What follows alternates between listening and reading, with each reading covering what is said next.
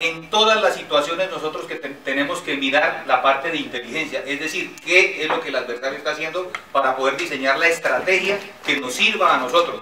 Porque muchas veces cuando nosotros hablamos de política solamente nos dedicamos a decir, bueno, ¿cuántos votos ponen allá?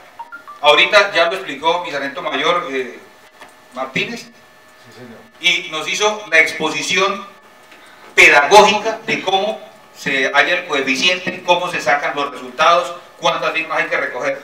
Yo en ese ámbito no me meto porque no lo conozco y no lo manejo, pero sí pienso que he visto en contexto cuál es la situación real del país, y pienso que si nosotros no propendemos por defender nuestros derechos, nadie lo va a hacer. Entonces, en este orden de ideas, he diseñado unas cortas ayudas que dicen lo siguiente: la necesidad de tener nuestros propios líderes políticos.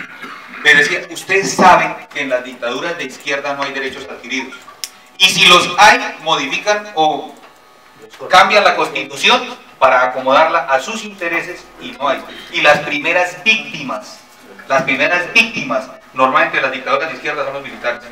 Y si no, miremos el caso argentino, miremos otros casos en donde les han quitado todo prácticamente. Y eso, amén de que en situaciones como la nuestra, los políticos actuales, y es la verdad, no nos garantizan tampoco nuestros derechos. Nadie va a pelear por eso. No estoy contextualizando, no estoy generalizando. Si hay uno, dos o tres, bueno, son las excepciones. Pero como norma general, ninguno va a pelear por los derechos de nosotros. Ahora, miremos que esto es un movimiento que conlleva no solo la reserva activa, sino que tenemos que adecuarnos a empezar a manejar también nuestro entorno, nuestra familia, nuestros amigos, para poder llegar a un verdadero movimiento que se considere que llegue a consolidarse como un partido político. ¿Cuáles son las consecuencias de no tener quien nos represente en los cuerpos colegiados? En días pasados estuve en una reunión, precisamente dictando una charla también allá en Acore, Antioquia, y podía mirar que hay alguien que ya ha hecho alguna labor a nivel de la Asamblea de Antioquia, a nivel de la gobernación, a nivel del departamento de Antioquia, para apropiar unos recursos que para adelantar unos proyectos. Pero eso está allá, no ha habido quien lo mueva, porque nosotros no tenemos dolientes. Entonces, miraba yo cómo está el campo de las negritudes. Allá hay una persona que dice, mire, para las negritudes de Antioquia necesitamos 1.000 millones, y le apropiaron los 1.000 millones. Hay otro que se llama el movimiento LGTB, allá apareció uno también y dijo, yo también, otros 1.000 millones para él.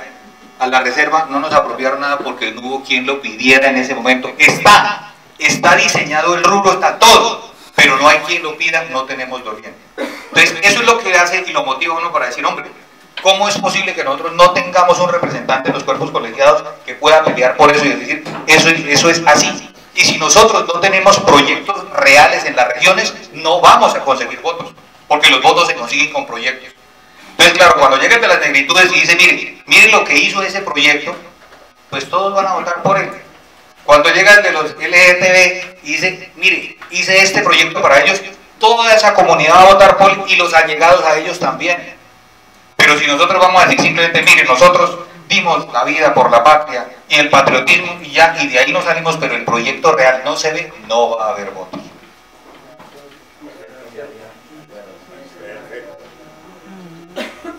Falta de líderes con capacidad de convocatoria de dirección en el esfuerzo en ciertas regiones. Yo me acabo de enterar, porque pues, se lo digo con la mayor humildad del mundo, para nadie el más mínimo asomo de pretensión. Yo tengo instalaciones de mi empresa en lo que es Bogotá, Medellín y Cali. Entonces voy mucho al valle y permanezco mucho tiempo allá. Ahora reuniéndome con algunos oficiales activos. Entonces me decía un señor teniente coronel, comandante de un batallón, me decía, mi coronel, usted que tiene esa particularidad de eso, ¿por qué no aprovechamos cuando le hablé del movimiento? Lógicamente no es en una charla informal, afuera.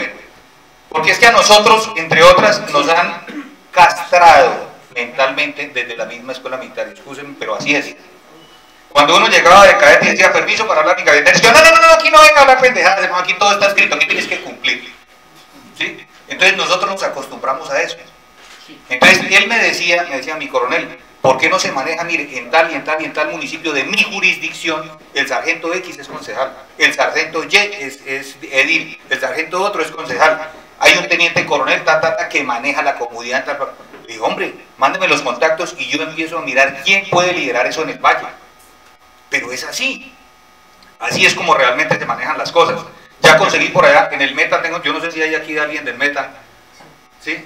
Ah, bueno, entonces también para contactarlo, también con una persona que tiene influencia, que es un empresario en el Meta y que puede en determinado momento, es un señor teniente coronel también de la Reserva, de la Reserva Activa, que puede en determinado momento direccionar, orientar y colaborarle, coadyuvar en el esfuerzo que tenemos que hacer todos, pero eso tiene que ser de todos, por favor.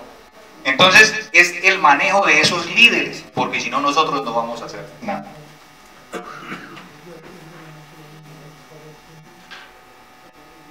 ¿Cuáles son las falencias que tenemos nosotros los militares en la política? La falta de formación en la política. Ahorita mi antecesor, el doctor de la Fundación Colombia Herida, hacía alusión a eso. Entonces decía, mire, nosotros tenemos que formar líderes, nosotros necesitamos líderes en la parte política. Nosotros tenemos que hacer el cambio. Yo lo denominé la metamorfosis de la cuadrícula militar, ¿sí?, a la política democrática. ¿Cuál es la esencia y la diferencia de las dos? En la política militar nosotros tenemos que cumplir. Así es, esa es la cuadrícula militar. Porque ¿qué tal una milicia democrática? Entonces yo le doy una orden como comandante del batallón, comandante de la compañía, digo, ¿ustedes qué opinan? ¿Ustedes sí creen que la pueden cumplir o usted qué opina? No. Eso es así. La orden de operaciones es así y se va así. Esa es nuestra política y es nuestra esencia. Entonces, mientras que en la política ustedes ven que ni siquiera las leyes establecidas y el orden establecido se respetan. Porque hay unas leyes, sin embargo, allá en el Congreso, en las asambleas, en los consejos, muchas veces le tuercen el cuello a la ley para lograr los propósitos de cada movimiento.